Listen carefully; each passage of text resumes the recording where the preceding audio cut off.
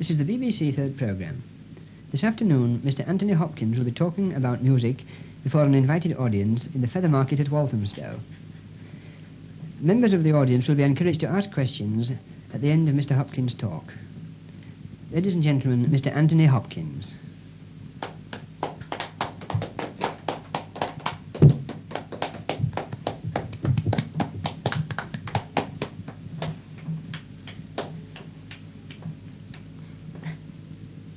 Good afternoon.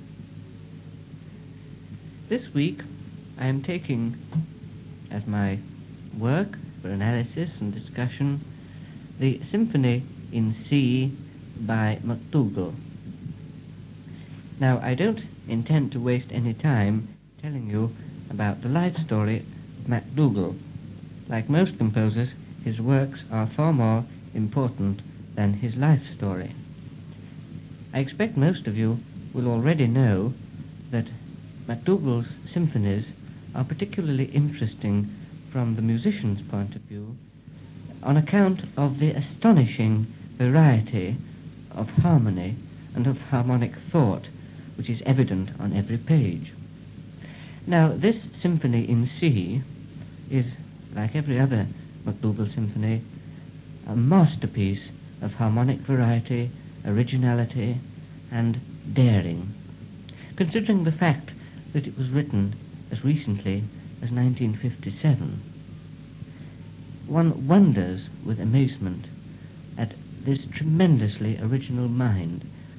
The originality in an age, I refer of course to post-war musical composition, to an age when harmonic tendencies are becoming increasingly stereotyped. Listen to this astonishing beginning. You could never mistake it for any other composer, nor indeed for any other work. It begins on the cello's basses, 2 piccolos, 5 bassoons, and a contraffagoto, after this fashion.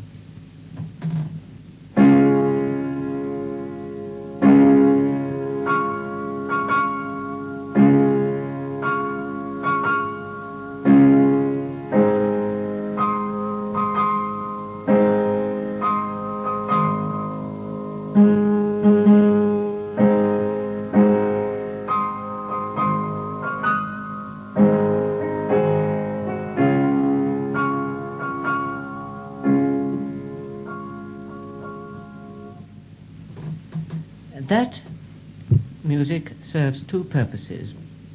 In tempo it is slow, and therefore has the effect of being an introduction. In thematic material it is in fact the first subject of the whole work, and indeed the second subject grows out of it. This is the great difference, of course, between the modern composer like MacDougall and the old composer, the old classical composer like Mozart. In Mozart, the first and second subjects tend to be quite different, quite contrasted. In MacDougall, the one grows out of the other. And indeed, the second subject of this symphony grows out of the first with scarcely a perceptible change.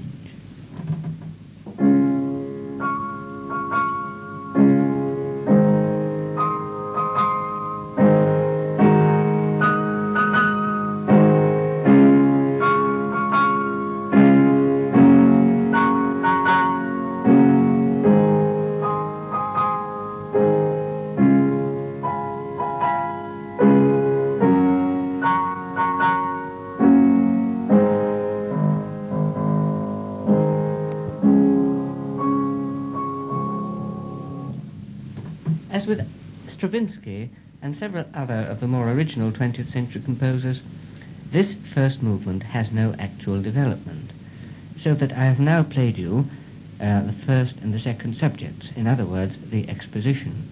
Then follows immediately, without a break, the recapitulation.